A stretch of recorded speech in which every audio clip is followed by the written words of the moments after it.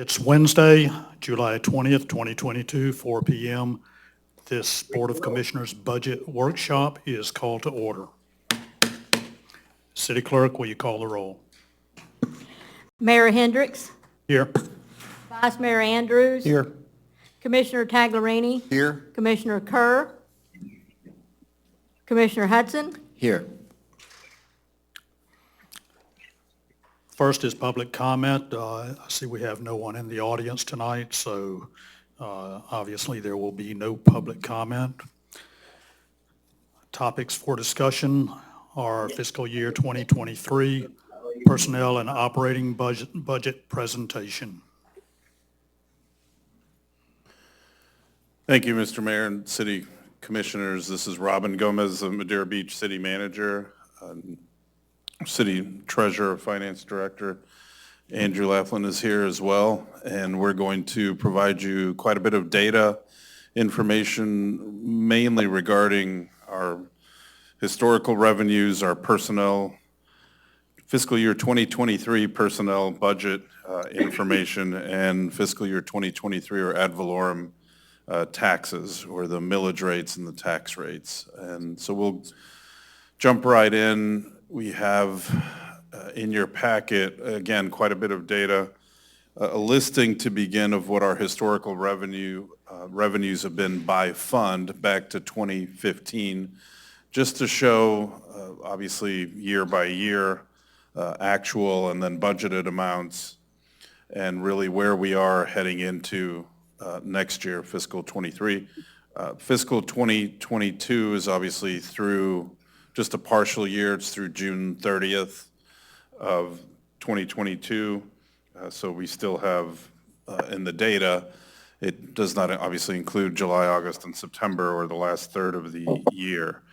And as you can see, really our revenues have remained somewhat steady, a few ebb and flows regarding mainly related to various projects, but the general fund has remained steady, I would say, stable over the last 7 years, and obviously we're starting to see a little bit of increases as we see certain revenues growing, specifically parking that was listed in the general fund previously, but now we're listing it as its own enterprise fund, but mainly due to ad valorem, or the property tax revenues from year to year, the growth. And we've had growth in other revenues as well. Again, just looking at the general fund, based on categories such as our franchise fees and some of the other utility taxes and general revenue sharing taxes. But just to give you a little bit of background on each one of the funds, and you can see the change from year to year,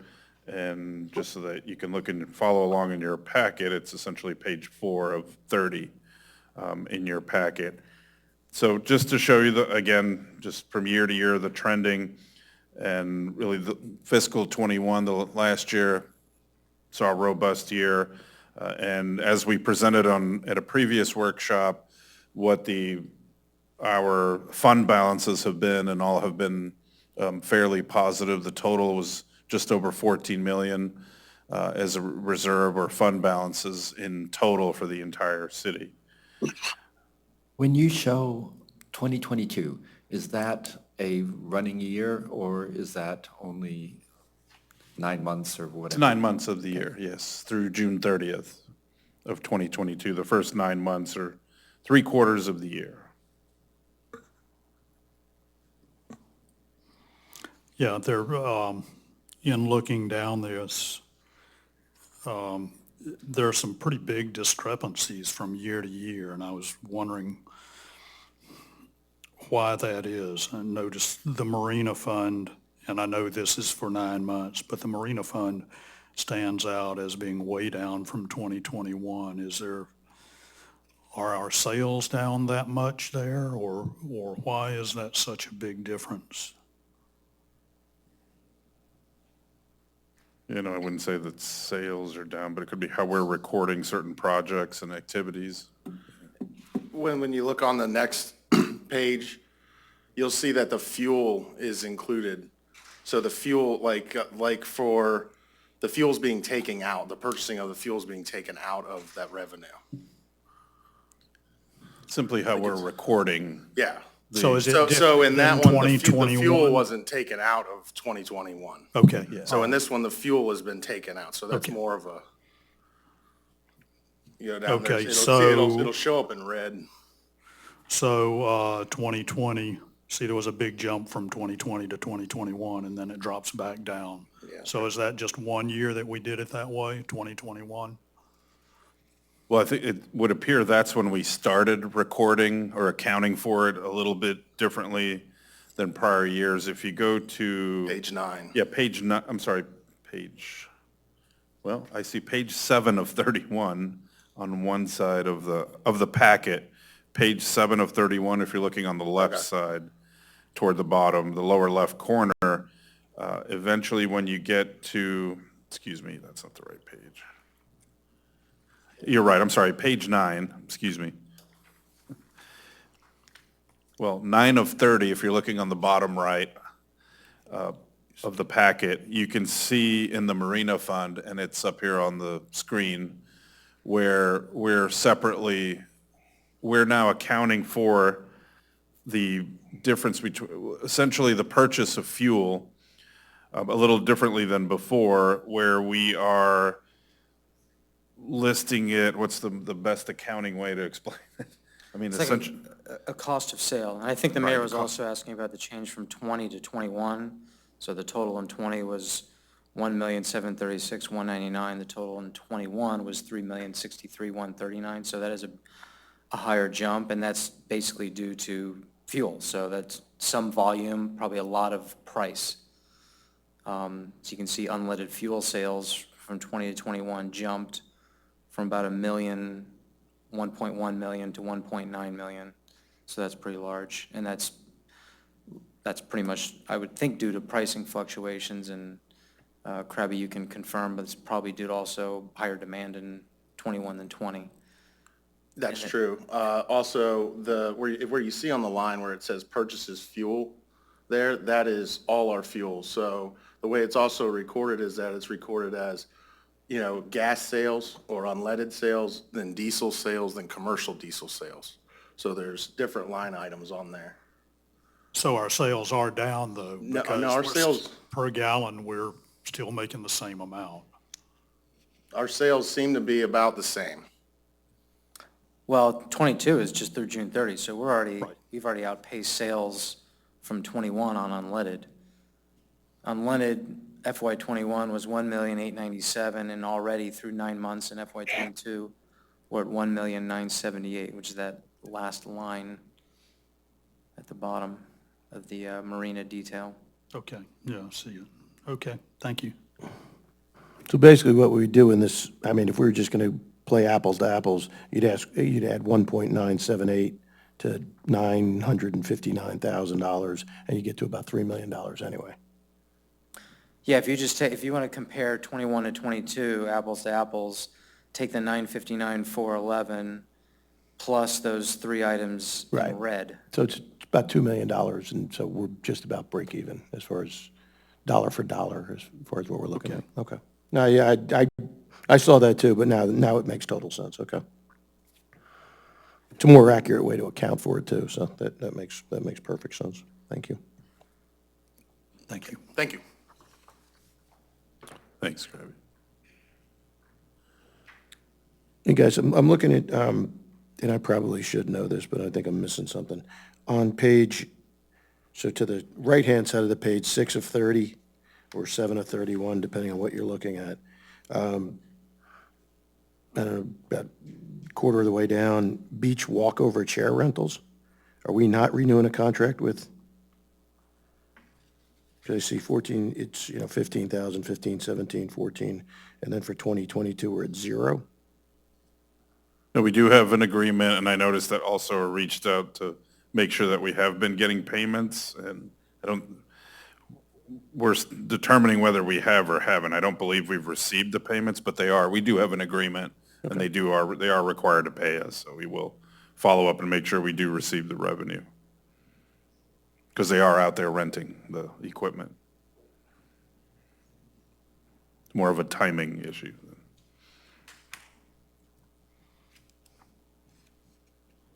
And as we proceed from the revenue by funds, there's the detail for each specific fund, specifically the revenues we were just reviewing for the marina. And again, if you have any questions, but you can just scrolling through, again, the trends from year to year, where what we've, again, collected and where we are through the first 9 months of the current year. But, you can see, for example, in Archibald Fund, a very large increase, and of course, the beach was closed for at least several weeks in fiscal 2020, but obviously you can reflect it in the parking, as well as the increase in the parking fees from $2.50 to $3. But others, the concession, the Snack Shack agreement was renewed at a little bit of a higher rate in 21, but also 21 reflected more, I think, if I'm recalling correctly, where they paid for several months in advance not exactly sure what the reason behind it, but that's why it's a little bit higher revenue. But again, we go through and make sure that we are receiving what we should be receiving and performing reviews of all of our revenues as we go forward. The building fund, again, the majority from the building permits that, again, we've seen a continued increase as we've discussed before. Not much activity in our debt service fund, again, depending on debt that the city has issued.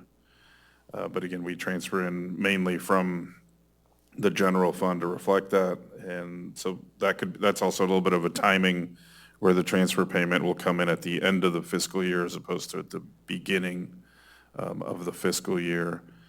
And then on page 6, where you do get into the general fund, again, our largest fund with the, again, largest number of individual items and everything from, again, our ad valorem taxes. You can see the increase over the years as property values have increased. The millage rate has remained the same. This is the 4th consecutive year, I believe, a 3rd of the same millage rate. And again, we're proposing the same millage rate for fiscal 2023.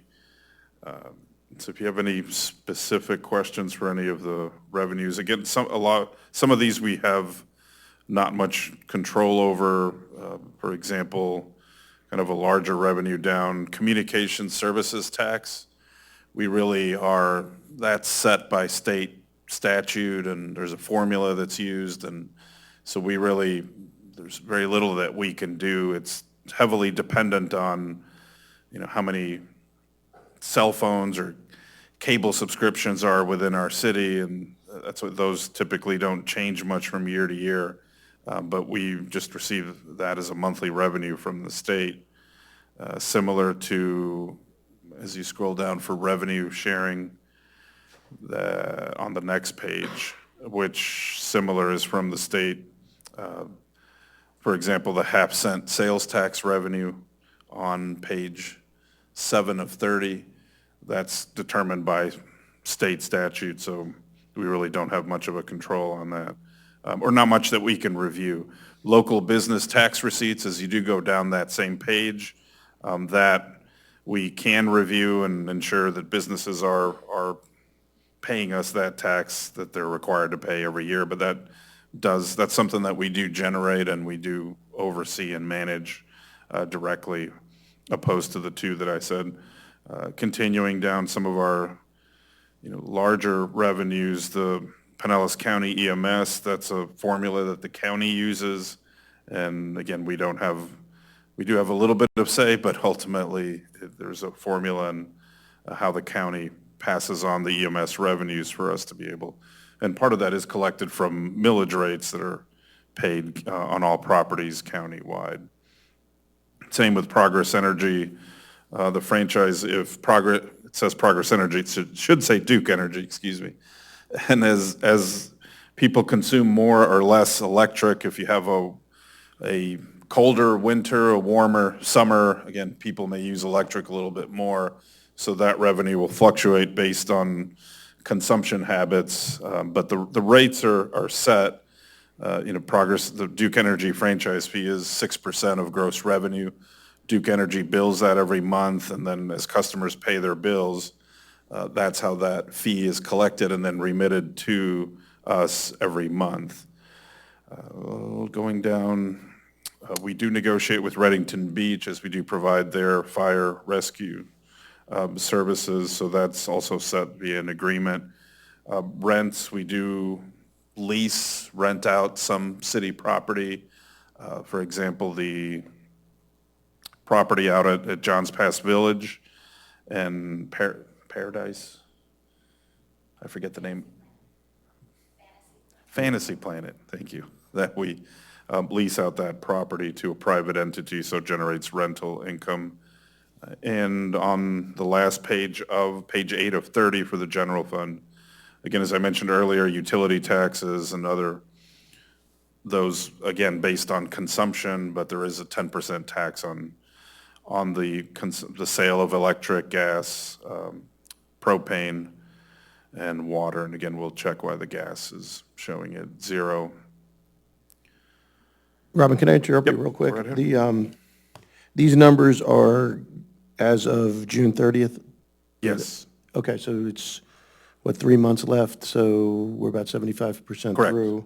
So if we're looking at page 10 of 30, your bottom line grand total of 14,425, extrapolated out, what, about 19 million and change? approximately. Okay. All right. Yeah, we're pretty much in line with the historical revenues across all funds. Again, changes based on projects or other appropriations, but pretty much fairly standard. For fiscal '23, it likely will be a little bit, as we're receiving 2 appropriations from the state of over 2.5 million, so, and we've reflected that in the fiscal '23 budget. Andrew, anything else to add, or No, I think that covers it. any questions? Feel free to. Not on that part. I mean, the parking fund revenue looks great. Yeah, Skipped over parking. I'm how sorry. is that doing for the parking garage, Andrew? Just out of curiosity. I don't have the exact figure to date of the accumulation of that committed amount, but I can get that, but, I That's mean, not a the re- big deal. I thought you might. the revenues tell the tale, so, I mean, the more revenues we collect, the more we can allocate to the parking garage, so I'm impressed with what I see in the numbers so far. I mean, we're already outpacing some GL accounts, or at least matching, and definitely set to exceed in just about all the accounts. And, right, and remember we'll provide that number, but I believe after the first 3 months, we were averaging about 40,000 a month for the parking garage, if I recall, but we'll I provide think it that was 90-something thousand or something like that for the for the 3 months of 30 and the 30 So to I'm sure it's 40,000. up from there. That seems correct. And in addition to the raising the rate from $2.50 to $3, clearly there's been just much more much more attendance or usage of our parking lots throughout the city, and hence why obviously the revenue has increased, and we're back at the point where we are enforcing similar to what we were prior to COVID. So you'll see the parking fines revenue will similarly be higher, probably not to the 2015, 16, 17 levels, but certainly at higher than the last 2 fiscal years for sure. So yeah, as Andrew said, the parking fund's, doing very well, and our sanitation fund is going to be higher or much higher last year due to the rate increases. You can see there's we're almost to the same level in the current year as in the prior year, but again, due to raises and just a little bit more activity. And stormwater shows a decline due to that transfer that's not happening in the current year, specifically for some of our road projects. Yeah, we make that at year end. It's mainly Year end, that's why it's the not debt service For the debt service is paid out of the stormwater, and we just make a one-time transfer from the general fund for that. Yeah, the other thing to look at, guys, is on the same page, 10 of 30. If you look at that top line parking number, last year was almost 2.3 million. We're already at 2.1 million. Again, extrapolate that out, just that all things are equal, we're looking about 2.8. That's amazing, but it's also, number one, it screams that there is a need for additional parking. But number two, anytime somebody comes in here and wants to buy our parking from us, that's a big fat no. Because look at, I mean, that number alone, and then once we get to wages and all that, it's the most profitable division we have in the company here. So let's not, it's really great job, Jamal. Is he here? Yeah, good job. Yeah, I agree. That's the goose that's laying the golden egg for this city. No, definitely appreciate those comments, Mr. Vice Mayor and Mr. Mayor. It is something that we do want to continue to operate and manage, and we provide, very, very good customer service, but certainly something that we need to be watching every day, which we do. Yeah. Something I don't see on here, and I probably missed it because there's so much to go over, and that is what we are paying out on leasing the property for Public Works. It's over across from the VA hospital on 95th. We just recently had an increase. Megan, I think we pay 20, I don't recall the exact amount, but I think Megan will. Can you hear me? Currently, right now, per year, we pay $31,944. October 1st, that is increasing to $3,000 a month. So to 36,000. Correct. Until we're able to build a building. And we don't have that on there for this year at all that I know of. We do. We have engineering services. Okay, all right. Don't we already have plans for that building? We have rough sketches Okay. for that building.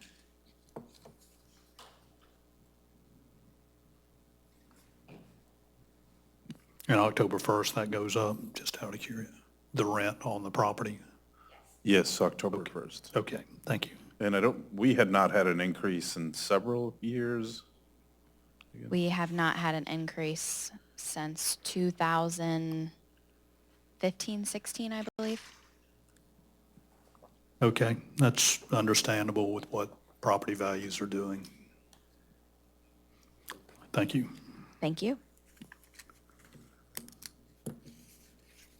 Moving ahead to personnel budget beginning on page 12, or page 13 of 31.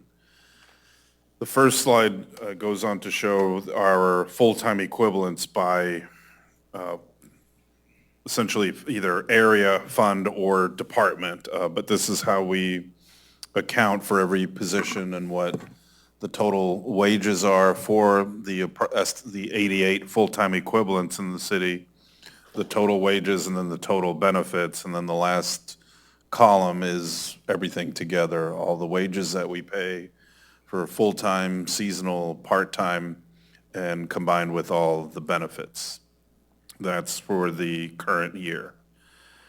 Just to show you what that is, and largest departments, fire, followed by recreation, and all the way down to our HR and our IT are part-time positions, part-time departments, and every other area has at least one full-time employee out of each area or fund. So I'm saying area or fund. Archibald is the Archibald Fund that provides the funding for those 4 FTEs, whereas the building is the building department.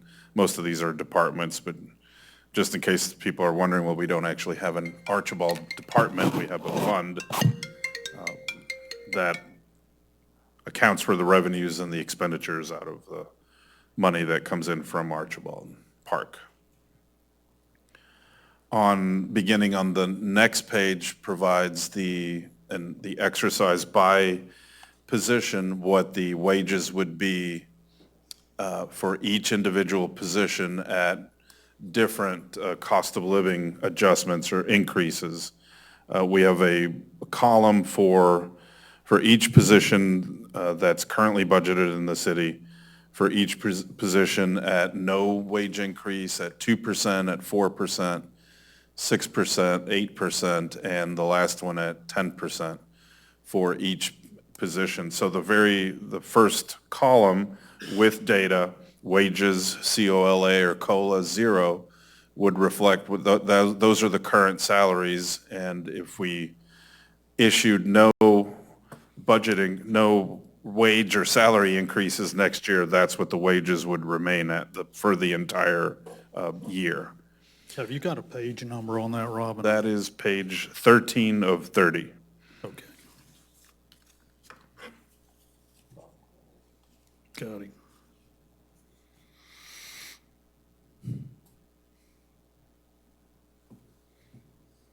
Just keep in mind that some of the positions will have, for example, on that first page, 14 of 30, under building where it's listed, I'm sorry, that's 13 of 30, the page number. Under building where the last position listed, senior planner, it lists 7,000. That's only that portion of that position that is paid out of the building fund. So that position is split along with the community development director and the planner 2 and 3 between two funds, between the building fund and then the general fund. So we just separately list the positions as to what's coming out of, for those positions that are funded by more than one fund or two funds.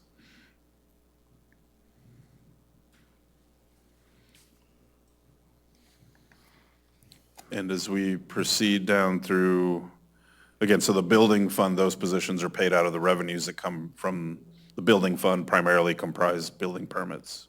Robin, I do have a few questions before we move on this page. Starting in the Archibald area, we talked about this before. The parks, we don't have a park supervisor. There's nobody that supervises anybody in parks.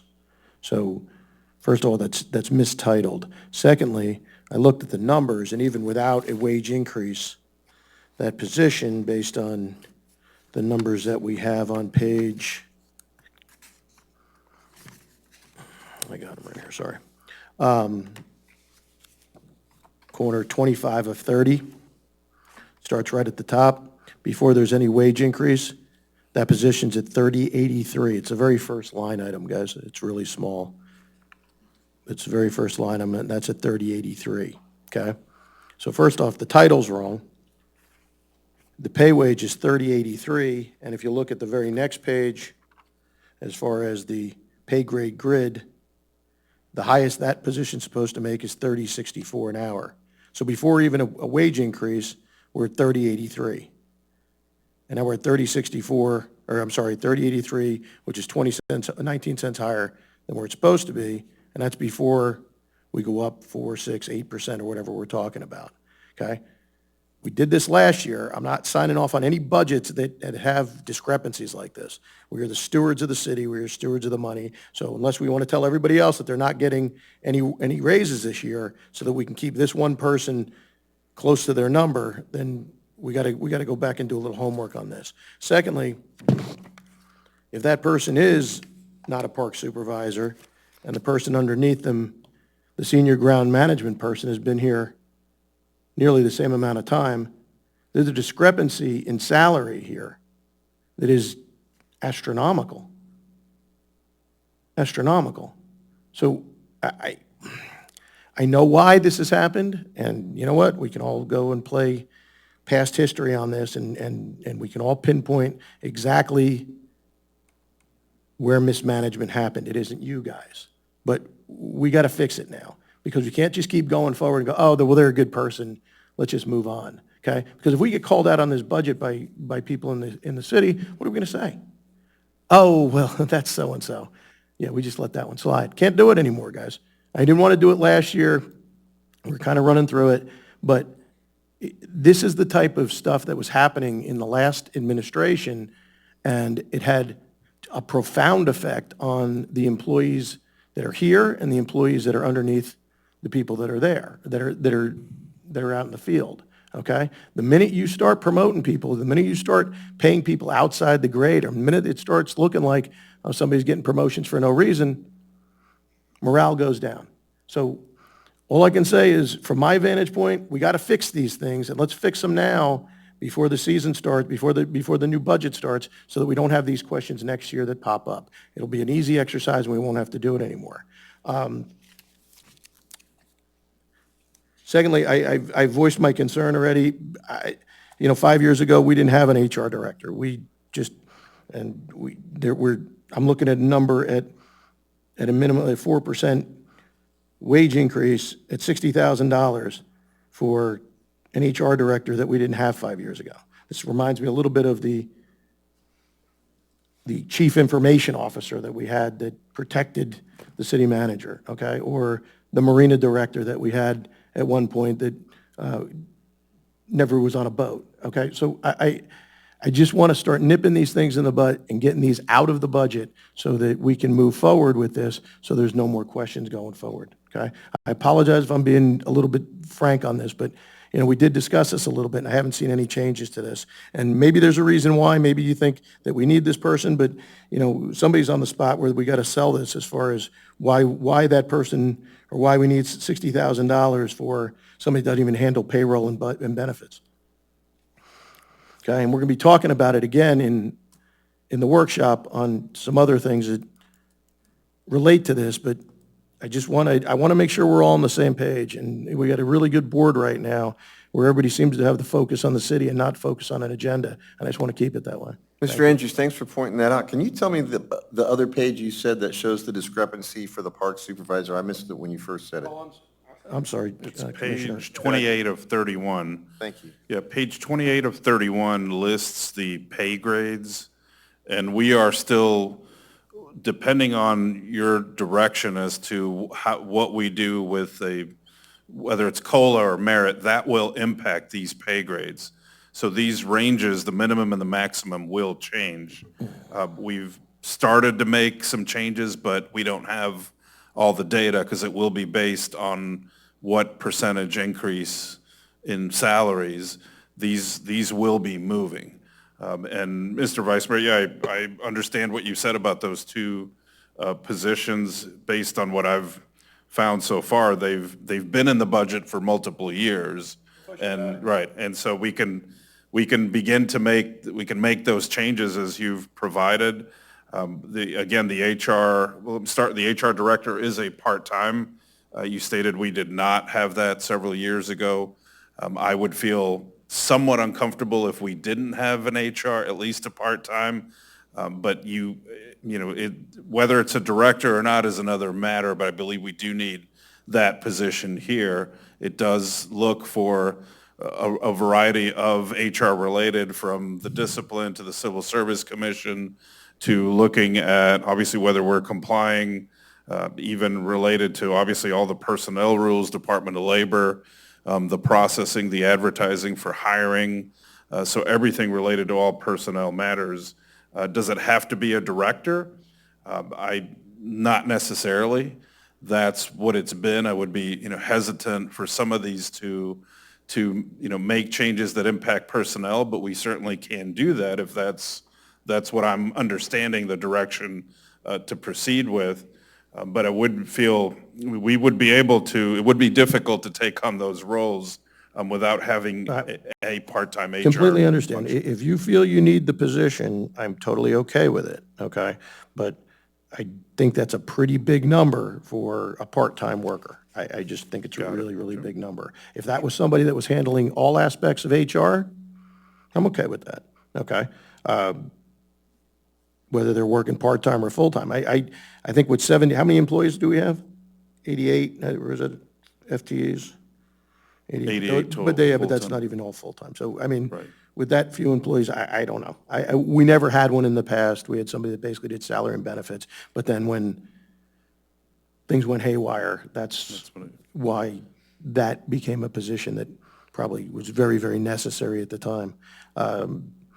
I don't know. I think we have good leadership now, and I don't think that the issues that were coming up in the past are coming up now. But like I said, I can totally be convinced that it's needed. I just wanted to point it out. I think there was one more that I saw that,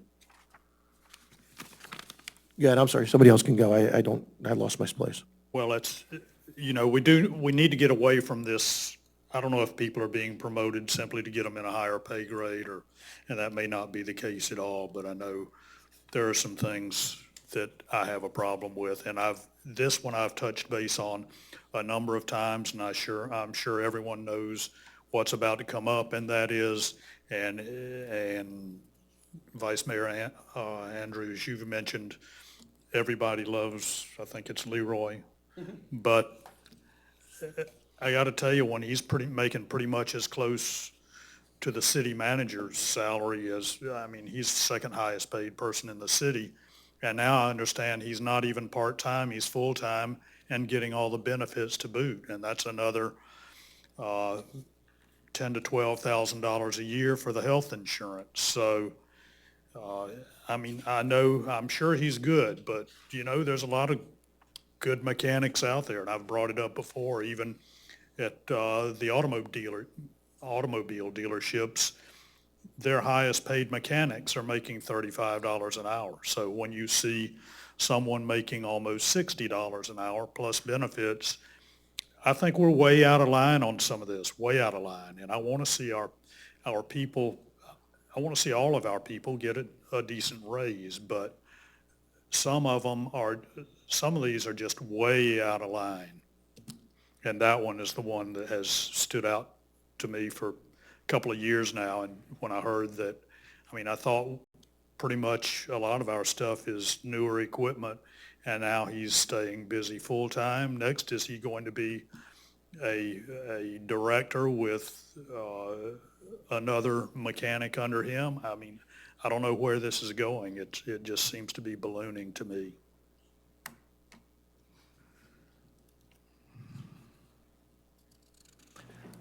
I know we had made that based on the number of hours, based on all the equipment that was being repaired, as we stated last time, but we can, certainly look to make if that's the desire of the commission, we can certainly look at at options that we have, but it seems like we haven't had too many options in the past, but clearly there's different ways of handling and how you manage and maintain your fleet.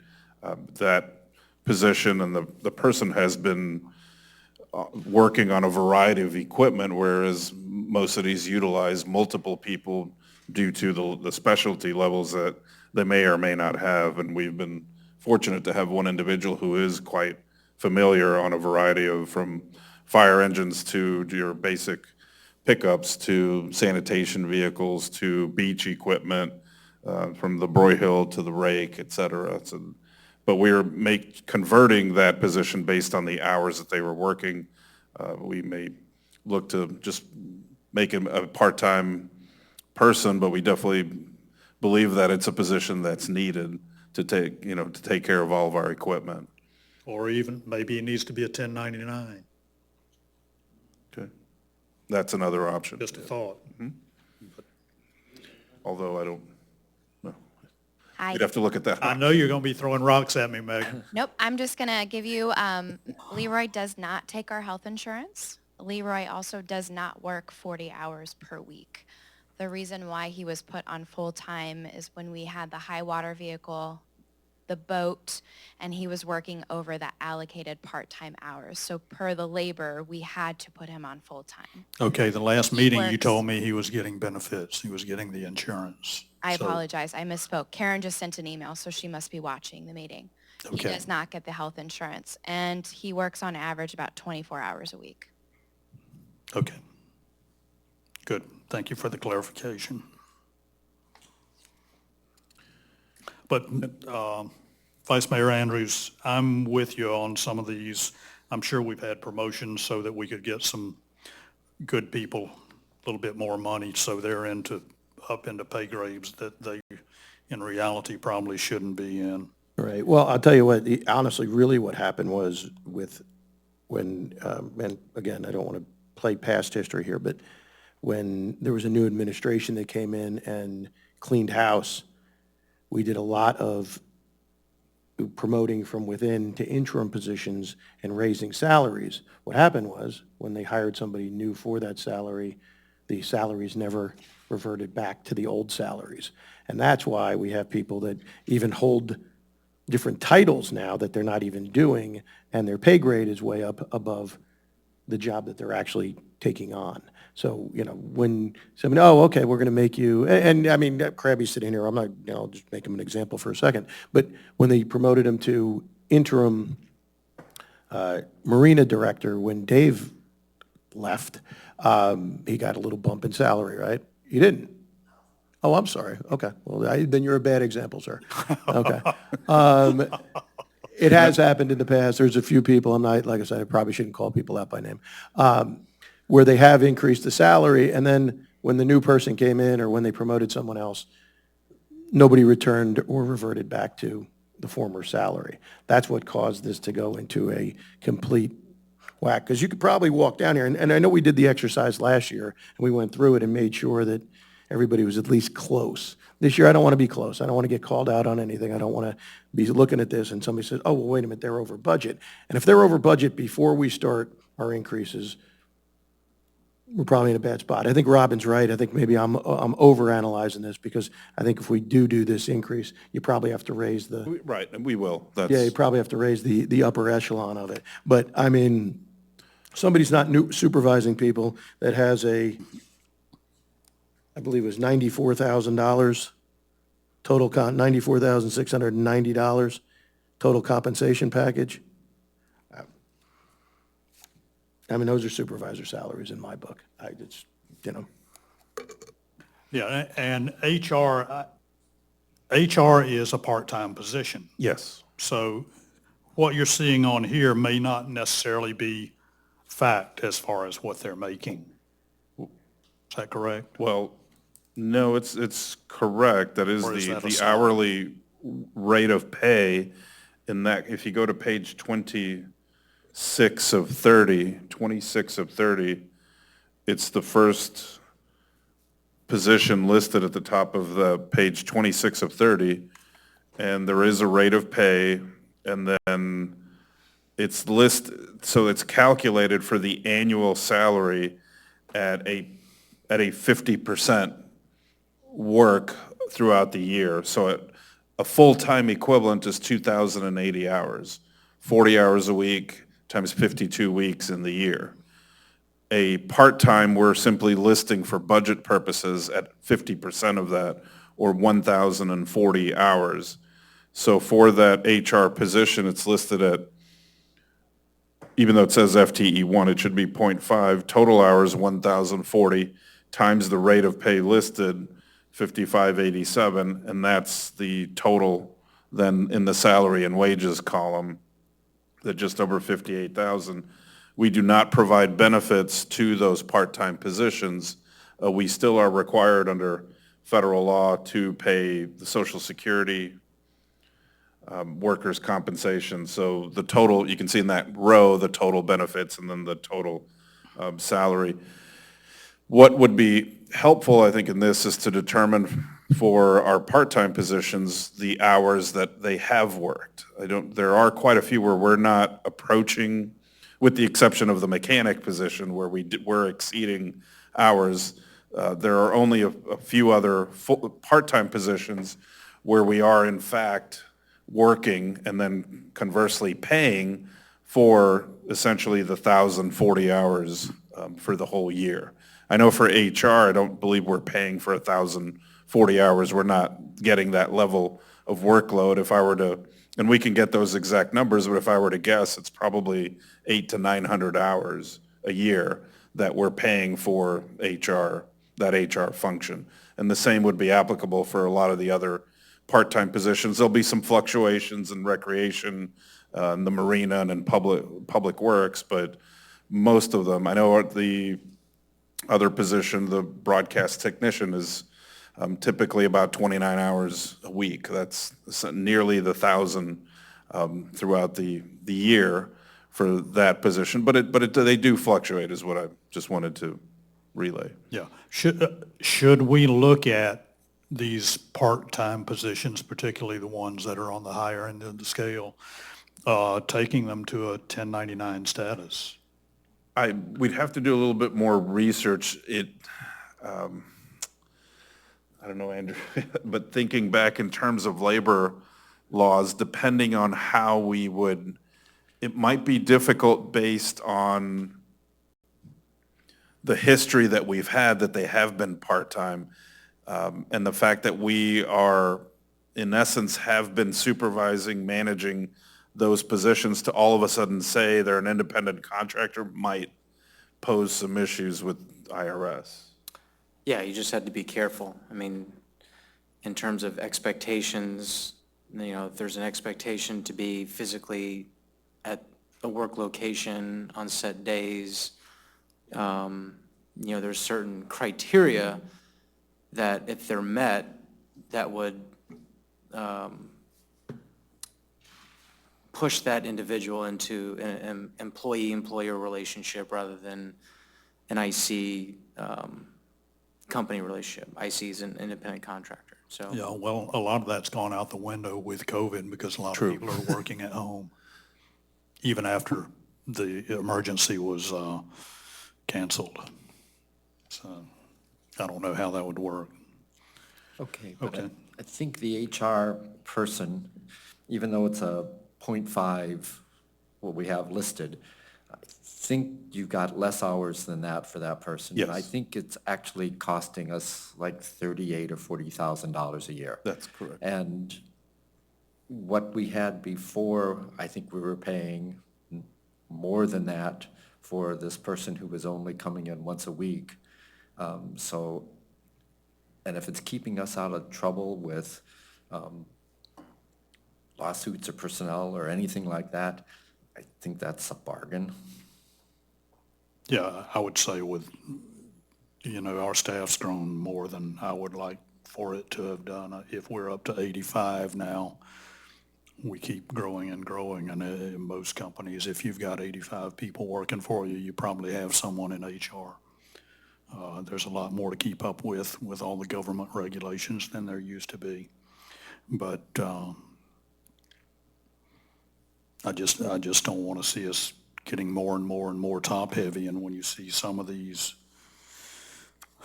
hourly rates, makes me want to go back to work in something that pays more than 17 cents an hour. Megan needs garbage guys. So I need the exercise. I don't know if I could do that job. That's one of the hardest jobs. Well, and you bring up, a good point also, just to add and we're not alone, clearly, this is a national, realistically almost global, but in the U.S., with the strength of the economy, that it has and continues to be a struggle to fill certain positions. And as I've said before, it's not just salary, although salary is obviously quite important, but it just continues to be a struggle. And if anybody looked at today's Times, an article related to tourism and how the difficulty was quite a difficulty in finding positions, and now employers, you need to be creative, you need to be innovative, and whether it's a bonus or a signing bonus or a bonus that you receive if you refer someone and they stay here for 6 months. I've been in cities that have done both, whether it's a flat percentage salary increase combined with some type of one-time bonus. That's also helpful, but salary is important, not the most important, but that's, the direction really that we need to get from this meeting is what that number should be. And again, it can take various forms, whether a percentage increase or some sort of potentially a bonus that could be incorporated, and whether different amounts for full-time versus part-time. But again, just to reiterate, that pay scale will be adjusted based on the data that we received from you this evening.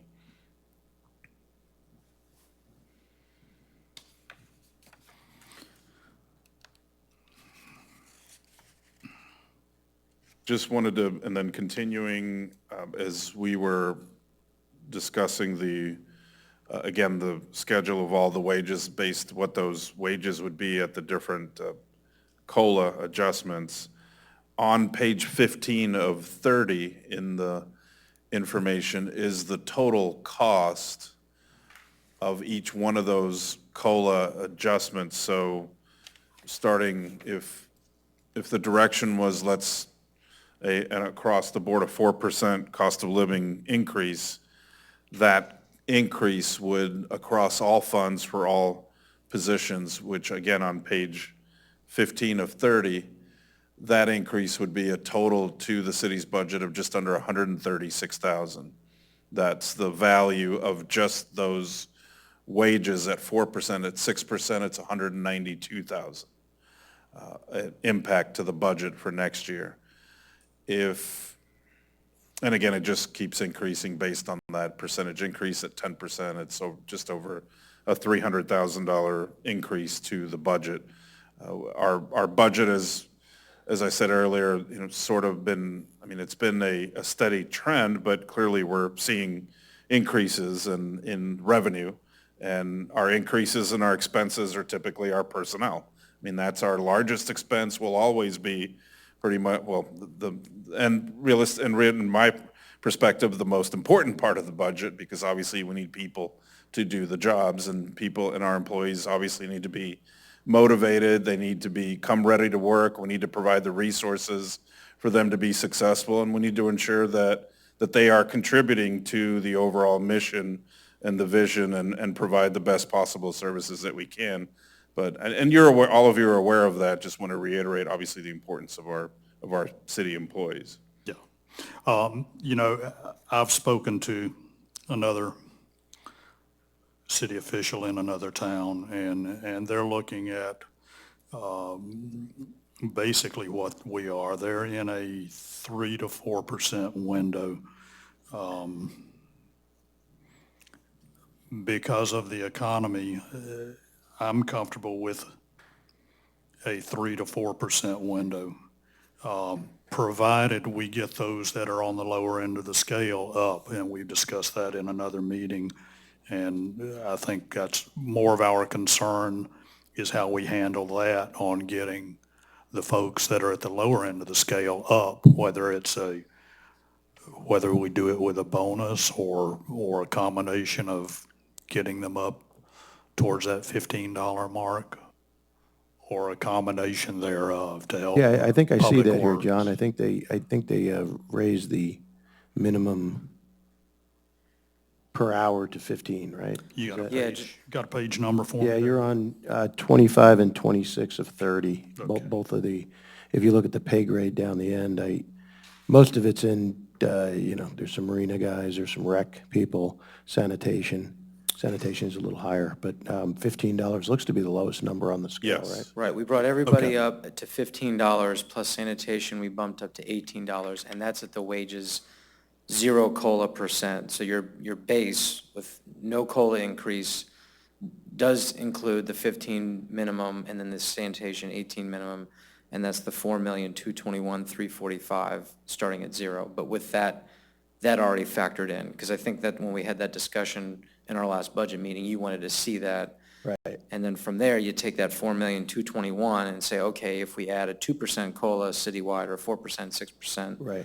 That's that page 15 of 30 that shows you the variance across the spectrum. Okay, so we're going to take, the newly established number of 15, which we haven't put into effect yet, right? So Correct. the people that are still making $13 an hour are still making Yes. $13 an hour. Okay, so the new people that are making $15 an hour, if we were to do a 4.5% COLA increase, they would get $15 an hour plus the 4.5%, right? Yes, unless you give direction to the contrary, yes. Okay. No, I'm actually okay with that. I think that makes sense. Unless it kind of screws up the bottom half of the pay scale, I don't know. Well, that's what the direction that we receive. We'll take a look at that. But Right, that's kind of what I'd be yeah. worried about. It may But I have think if you actually establish it right away, it can't screw it up, because then everybody's getting the bump from the bottom line number anyway, so. Okay, all right, cool.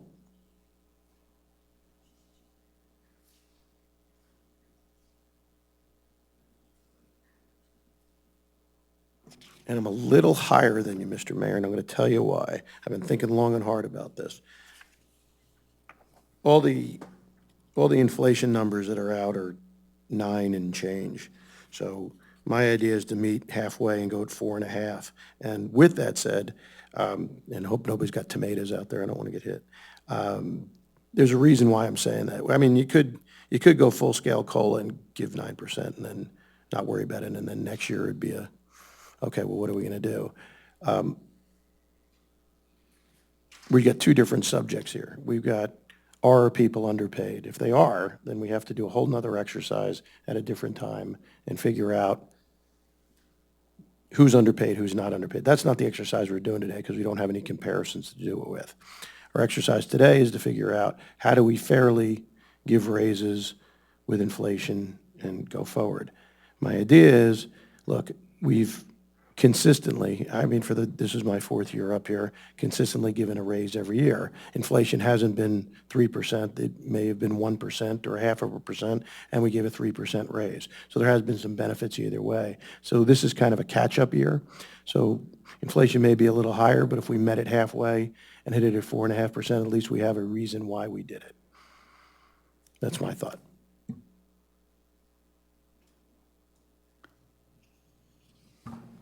How about 6? I- I'm afraid that we're going to lose people. Maybe not, but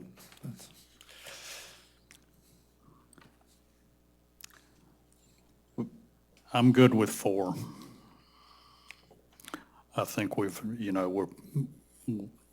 4 still is pretty good raise. We've got to watch out for the city's money too. And we're bringing up, I mean, the people that are on the lower end are getting much more than a 4. And that's what we've talked about we need to do. And those are the positions that we are having trouble filling. And that's my feeling on it, is to go with the 4% figures that we've got on here. Mr. Gomez, we still have a couple of important positions unfilled, isn't that correct? Yes. Well, currently one in the community development department and a planner position. And in our fire department, we have a vacant firefighter, paramedic. And those have been a little bit of a struggle to fill. Right. I'm inclined to agree with Commissioner Hudson. We want quality workers. We want to hang on to the good people we've got. It seems like it's an employees market right now. They're the ones that get to say, for me, I'd be more inclined to go towards 6. Just to try and keep and attract quality workers. Are there any of these positions that we're looking at that, and I hate to put it this way, that you need to add, any of these that we need to add people to, or can eliminate, or move from one area to another as far as the departments? Just saying. There's quite a few in recreation. Are they part-time? Are they all full-time? Are they understaffed, that department? Another question, I thought the last meeting we talked about kind of doing, not just an overall 4% or an overall 6% or whatever it is, but the upper part of the scale would maybe we have to keep the leaders in the departments to keep the departments moving forward consistently. I think there's a value there. We kind of need to look at where we are with other areas, because if they leave, that's going to impact us a lot more than people on the lower scale. But the lower scale, if we just made a 6%, or we already talked about 15, I think we've all agreed, that's a minimum, 18 on the sanitation, that's a minimum, that's a huge, bigger bump than the 4 to 6 or 8% that we're talking about. That's a given in my mind, but I think it's more on that leadership, the directors, that part of the staff that we almost have to look at individually and say, I think that you deserve a little bit more, or not, or you're very competitive, and we are a small municipality, and here's the benefits that we have, and this is how we sell ourselves. We think that this is a great place to work and live, but this is what we have available for that. I mean, it's a lot harder than just a sweep, a vote on 6%, or just a vote on 4%. But I think it's justified. We have some very talented people that work for us. We just need to make sure that we're being fair, not only to the taxpayers, but and in that realm, it's beneficial to the taxpayers to have good leadership. We're here for 2 years, 3 years, 4 years, whatever, but then we're going to move. These are the real leaders of the city. I don't know, just my thoughts. I'm new at this, so. No, you're hitting, well, I think that's kind of what I said in the beginning of it, Ray. I think that's to try to compare them, and we certainly don't want to lose anybody, especially with the staff we have currently. We made a lot of great changes, in my opinion, over the past 2 or 3 years to really streamline the staff and get a lot of people with a lot of local knowledge in the right spots. But I think that's a totally different discussion because we don't know where they rank up. We don't have a salary scale. We did something like that, and it basically got thrown out, and that was probably 4 or 5 years ago. I'd be interested in not paying for one and just gathering information and seeing where our people kind of sit in scales against other cities to see where we're at. And I think that's an exercise we can do it. The other part of your question was trying to rank people and trying to give this person a bigger benefit, a bigger unbenefit. Our problem sitting up here is we really can't dig that deep into the administrative part of this exercise. So in order to do something like that and do it correctly, I think we'd have to have a lot more access to the staff and the people involved. But I agree with you wholeheartedly. Yeah, I can appreciate all that. And that's kind of Yeah. where in the last meeting I was kind of hoping, that the heads would suggest, here, this is the value I bring on these positions, or believe that it is. And if that means it's a 4% here, but a 6% there, should each department have a budget and work to that budget? So, should we be having a discussion that, the recreation, I'm sorry to pick on the recreation department, but the recreation department has a personnel budget of X. And, you work with HR or work with the city manager to fill that. If you can, to work out those exact salary per hour rates. I mean, that's, you've got to hit your budget. That means if we're running overtime certain times of the year, but we can cut back on other times of the year, that would give that department more flexibility.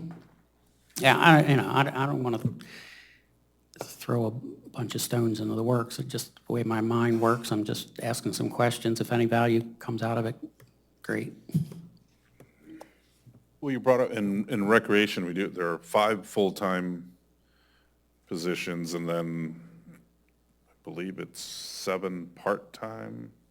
Jay can correct me, but I think we have 1, 2, 3, 4, 5, 6, 7, 8, 9 part-time and 5 full-time positions. And Many of again, them those, below the $15. right, and so the 9 of those positions will now be at $15 an hour, but they're part-time employees, no benefits, other than what we're required to pay Social Security and workers' compensation. And we do have 2 hidden or placed in Archibald as well, just due to that resolution that allows us to pay out of Archibald for Parks and Rec throughout the city. But as Mr. Gomez mentioned, we do have, well, it depends on the time of year. Summer, we're lucky to have kids come back from college, and that fulfills our summer camp need. And as soon as day 1 of classes starts, that staffing is going to dry up pretty quickly, and we'll be hiring again. But we just had that position posted at $12.50, and over the course of 6 months, we received, I think, 3 applications, and within the last 2 months, we haven't received a single one. So I know the 15 will help if that's what is ended up voted on, but, and then we're also doing our best to utilize that staff more for events and weekend activities and stuff like that. So we can either offset that overtime cost as needed, and it also gets them more experience. If we do have somebody that steps away to a better opportunity or higher paying opportunity or whatever, then we're able to promote from within as we go, so. Yeah. And Mr. Hatch is correct, there are actually 7 full-time positions in recreation, but 2 are funded out of the Archibald Park Fund. Your rec leader 3 and the senior grounds maintenance? Yes, and that was, Mr. Andrews was alluding to that position. He's been here for 31 years, and I can't remember the pay rate there, but it's not what you would expect it to be. And the park supervisor in Archibald is really in Public Works, not in Public Works?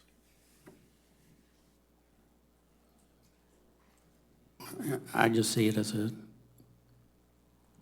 I'm sorry, I'm still having problems walking. The park supervisor is in Archibald, does the parks maintenance, and also will be retiring December 31st.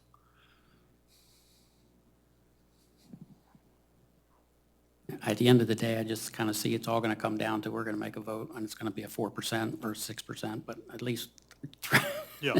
throw it out there as a, just, you know. Well, I'm a diplomatic guy. I added up the 4 people. I added up the 4 people that gave a number. There was a 4, a 4.5, a 6, and a 6. That's 20.5. Divided by 4 is 5.1. Can we all agree on that? Let's meet halfway. Your we're math all is good. correct, Mr. There we Vice go. Mayor. Do I hear 5?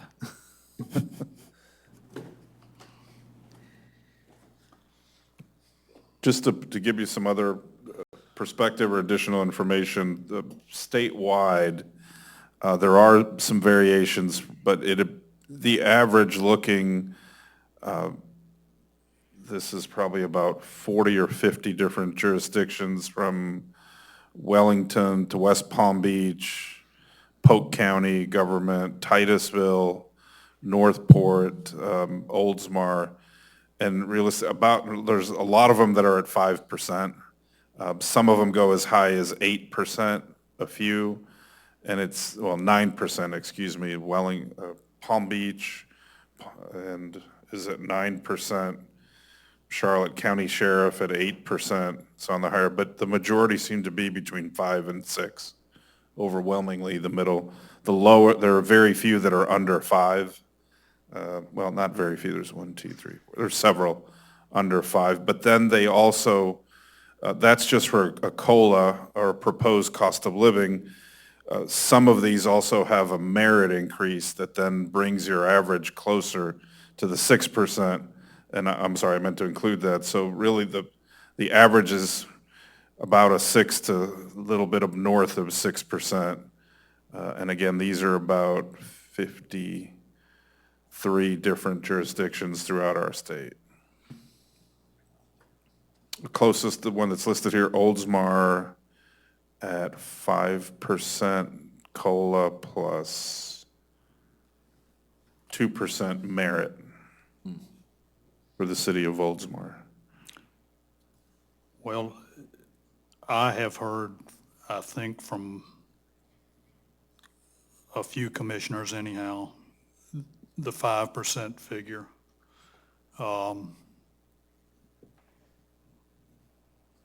And this is I would say we can vote at this meeting? Or no? It's a workshop, Just a so workshop. we just want Okay. consensus. You just- Yeah, and then we can we'll bring back. Well, Yep, sorry. yeah, and I'll be honest with you, I'm looking at 4 because everyone I've spoken with, not with this city, is looking at 3 to 4, and I was going to the top end and saying 4. But it seems we have a consensus, so we'll just bring it up at the next regular meeting. Discuss it and decide what we want to vote for. Okay, do you want to take the individuals, like Leroy and the park supervisor, and make those lower? I'm fine with that because I don't, and that's me personally, I don't like where those are now. I have a problem with that. Is there I know it's the wrong term, a vehicle to use for just that case or for merit increases? You know, you have a 85, is it 85 in the staff, full staff? You have the staff that you'd be voting on a percentage increase. But is there a vehicle for the board to suggest merit increases or adjustments either way for any position, whether that be any of the ones that were brought up, park supervisor, mechanic, director of whatever department, you know, that's more specific to the individual, not necessarily to that position, because if that individual leaves it, you start from ground one anyway. Yeah, I don't know if they fall outside their range. I expect they will do, but we may have other people that fall outside their range, and we're giving them the normal raise, so. Yeah, well, I just don't know if there was any kind of a vehicle for that, whether it'd be a bonus structure or, I mean, there can be, I mean, that would, if that's your direction, that can be created, but we would kind of need from you what you would like that to be. For example, if it's a 4% cost of living, a 1% merit, plus a, $500 one-time bonus. That way that doesn't impact your budget year after year if it's a one-time bonus. Or however, I mean, it can really be. Like I said, I'm new to this, and I don't know if that is even a vehicle that can. Some cities are using that, not very many. I think due to the conversation that we've had, it's pretty much looking at, here's the cost of living, which is about 5 to 6% statewide, and then some are adding merit to it, several of them, not everyone. But it has to be, typically, what we're talking about is an overall, all or nothing. Well, we can do, as a commission, we can do whatever we vote on, Okay. so Okay. it's, if you want to change a structure and there is, and the majority votes on it, then that's the way it'll be. That will happen in September. We have to have 2 public hearings, which will occur in September to adopt the budget. So just so I think you're aware how the process ends. Yeah, I mean, that's when you vote on the Total. budget adoption, but I'd rather not make that a dramatic meeting. I'd rather have that all, that's why we're here sitting in July, and so I think we're in pretty good shape where we can iron out everything. So when you give direction on, let's go, with this increase, then our next workshop, I can put the entire budget together so you can see the fiscal impact, which I can tell you will be rather minimal. This is a $35 million city budget, and we're talking between 4 and 6%. It's about 70 grand. So it's not going to move the needle in terms of the overall budget, but I just want to show you the entire budget and get you comfortable with all aspects, not only personnel, but operating and capital, and we can vet that in the next meeting. So by the time we get to that September 1st public hearing, there's no surprises, no frills. We've got everything sorted out. If I could just stick my 2 cents in here, as I said, I would be fine with the 6%, but if the consensus of the board is 5%, I feel like we not only are supposed to be good stewards of the city's coffers, but also providing good service and good employees to our cities. And I think that would be, if we could agree on, if that's what we're going to agree on, I'm more inclined to go to the higher number, just because I want to make sure that we attract the best workers and the best employees for our residents. Yeah, and see, so between you and me, that's splitting the difference because I'm still at 4%. Doing the best I can. Okay. All right. So based on the changes, and if I'm just kind of summarizing, a 5% increase, we're at 15 for the minimum, 18 for sanitation, a 5% COLA, look at the specific positions that were identified and try to work some sort of reduction into that. I've never been a fan, just to give you my perspective, of reductions, but I understand and the comments, and we will do that and in a way that leads to the discussions that occurred this afternoon. Well, yeah, and maybe on those, rather than a raise, we can have a one-time cash. Okay. I mean, what do y'all think of that? It seems, before you go, it seems that one of those positions that was discussed will kind of work itself out. Right. So that Right. appears, I will tell you, that will not be an issue going forward. Yeah. But that's, I will say it's anecdotal because humans, we tend to change our mind from now and then, and so I'll leave it at that, but that's. My 2 cents would be not to touch the reduction thing. I didn't speak when we were talking about the mechanic. But I think if he's as good, as versatile, and as reliable as everyone that I'm hearing from, you're getting a bargain.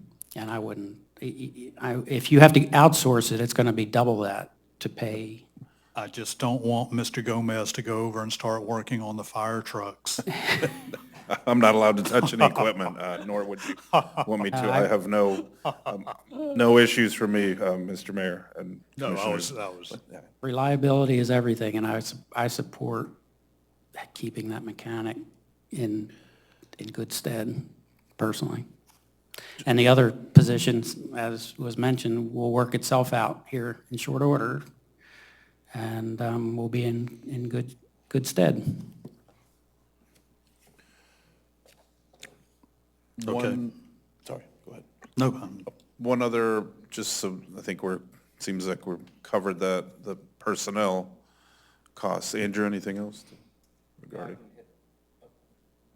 You may hit the ad valorem, I can, Okay, is yeah, what you that wanna was go just through? to move on. As I stated, we will, based on the data, the numbers we just went over, we will update the salary grade chart. That's page 28 of 31. You will see adjustments, and when we bring this back to you based on the numbers we received today. So that'll be, the corrections will be on that. We didn't touch very much on page 29. Gives you a little bit more of the detail of some of the specific expenses relative to, well, how we calculate full-time, part-time, seasonal, how we identify fire, EMS employees, because they're a little bit the unique of the hours that they work. I think, as you're aware, they work 24-hour shifts, on average 10 shifts a month. So the hours, they're not 2,080, it's a little bit more based on that. And then some of the details as to what the percentages are for some of our other benefits and just other expenses that we are required to provide, workers' compensation.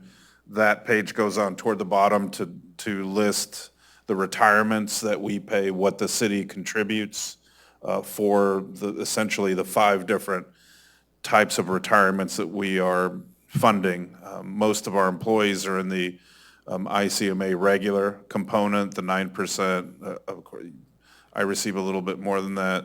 And then the 3 FRS, the Florida Retirement System, we do have regular, those that are in the drop program or they're deferred. And then, of course, those that are identified as special risk, which right now is just our fire personnel. And then again, the costs that we are incorporating into next year's budget for the insurances that are listed there, life, group, and whether we want to entertain a stipend to those that opt out of our health insurance. We briefly mentioned that in the past, and just something when we do budget for everyone, but of course our expenses, we do not pay an expense when a full-time employee opts out of the health insurance. So we had included up here whether there was any type of stipend that we would provide to those employees. They would have to provide us with proof that they do have medical insurance, otherwise they would not be eligible for it.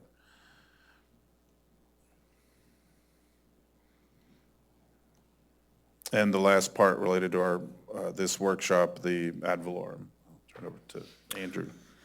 It's our property tax. So by the beginning of August, Florida statute requires that we, as far as our trim procedures, that I need to go in and certify our preliminary millage rate. So I just wanted to cover that with you all. I can give you my recommendation, and this page here provides the comparative analysis based on some different millage rates. But we need to go in and make that preliminary calculation or preliminary declaration of what our millage rate's going to be. And so, as Robin mentioned, our millage rate has been 2.75 mils for a number of years. If we keep it at 2.75 mils, because property values have been rising, that would result in an additional $634,548. The rollback rate, if we just went to the rollback rate would be 2.4141 mils, and that would generate an additional $34,459. So why do you ask the rollback rate? Shouldn't that be zero from the prior year? The difference is the new construction. So the rollback rate does not include, the rollback rate doesn't take into effect the new current year net new taxable value. So the extent that a city has net new taxable value from new construction, additions, rehabilitation improvements, that's the additional revenue that you would receive, that you would generate from the rollback rate above and beyond the prior year. Otherwise, that's the concept of the rollback rate. That's the rate that would generate the same exact amount of tax revenue from prior year to current year. So that $34,000 is just due to the additional 14 million or so of net new taxable value from construction, additions, et cetera. Ultimately, I recommend maintaining the millage rate at 2.75 mils to generate that additional 634,000 of revenue above and beyond prior year.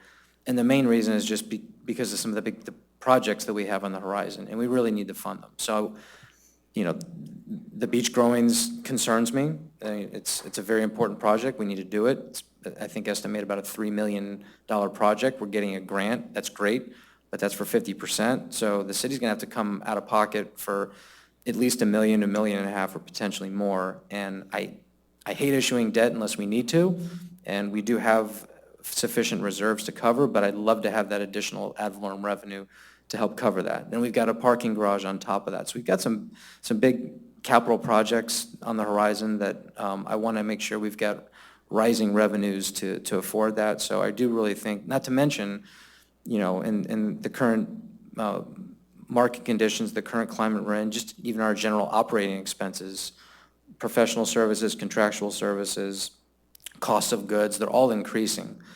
So that additional tax relief will help, offset those increased expenses that we're starting to see now that we'll continue to see in 2023. So my overall recommendation, I don't suggest increasing the millage, I suggest leaving it where it's at 2.75 mils.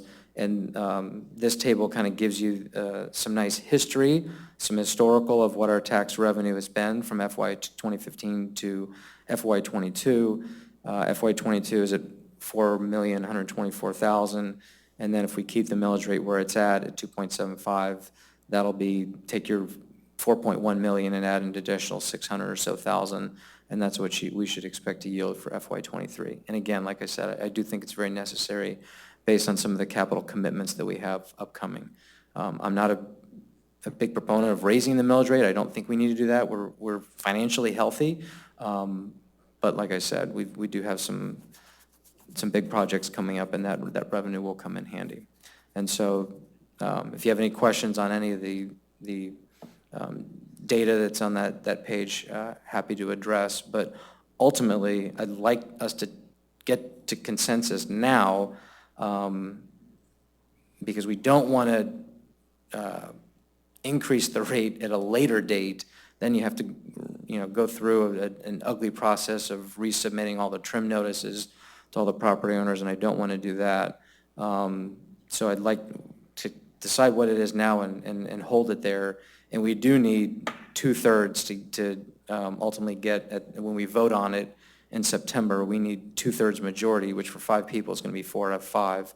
So I at least need 4 out of 5 of you to agree with me on the 2.75 mils, or at least agree on something. And let's try to vet that now and make sure we're all on the same page today. That's good for me. Yeah, even with your meager education, I will agree with you. I appreciate it. Take pity on me. Thank you. All right, good. So I'll put in for 2.75 mils, and that's what will come back to you in September, because we have to do 2 votes on it. So if I don't get 4 out of 5 of you, by that time, I'm coming after you personally. But thank you for that. That's it for me.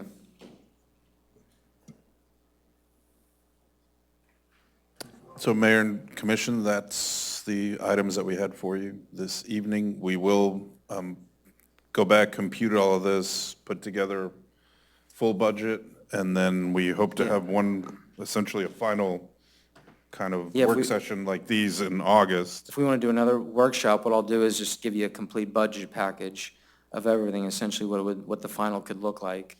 Maybe it might not, we can try to contain everything, including, some of the introductory language, but at least the meat of the budget, all the, budget by department, the budget summary by fund, all that information will give you kind of a near final one based on the personnel changes we discussed and the millage at 2.75. Thank you. Okay, wait a minute. But what about special projects? You wanted stuff done with parks, or... It's already in the Yeah, budget. those have been discussed, and we will bring all of those back. But we also talked about solar, we talked about other different things. Do any of those, do we want to bring up and do this year? Well, that would be, you mean in the current year? No, In the this budget for 20 next? Coming to you, yeah. 23, yeah. I mean, did we want to set extra money aside for something special? Well, as of now, we're burying the utilities on Gulf Boulevard. We're replacing the groins. We're dredging Johns Pass. We're doing the work on the parking garage. And we're doing engineering design on Public Works building. And Marguerite and, Right. And yeah, three road projects, right? 3 road projects, and I would, And that's just for '23. So in this budget package, budget deliverable, we'll also have that multi-year capital improvement plan, which we initially provided to you all, I think in our first workshop was maybe in late May, and took your feedback. And of course, if I'm missing something, please, when we get in August, say, hey, we need to add this as a 2025 project, or this is a kind of a wish list down the road. But we took all your feedback from the last 2 workshops. Okay. And I'll incorporate that into the latest and greatest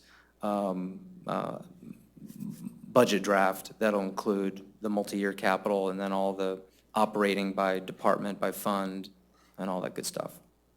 Okay. Now, that doesn't mean we can't look for grants on doing some stuff, but Correct. Yeah. we're spending a fortune right now with getting these projects done that have been, they've been kicked down the road for years and years. And if we don't push them through, we've got some state funding that we need to take advantage of, and we've got to, you can only do so much at a time, and it may be something we have to push to the following year. Okay, no, we weren't very concise when we were talking about projects before. We all kind of this and that, and I wanted that a little more Defined. concrete, defined, but it sounds like, We can That's where we tighten do that that. up in the August meeting, so that's the purpose of the August workshop. Give it to y'all in advance, look at it and say, hey, I think something's missing here, let me bring it up in the August workshop, and we can continue tweaking from August to September. If we need to do another workshop for that first public hearing, we can do that, but I think we can maybe settle on that by the end of the August workshop to see if another meeting is necessary to go through more fine tuning. But I'm hopeful when you all see this, because we've already, been through now 3 workshops, that we can kind of get everything at a pretty near final state at that point. Okay. I'm good. Okay. Anything else? Thank you all. Thank you. Okay, with that, this meeting is adjourned at 5:31 PM.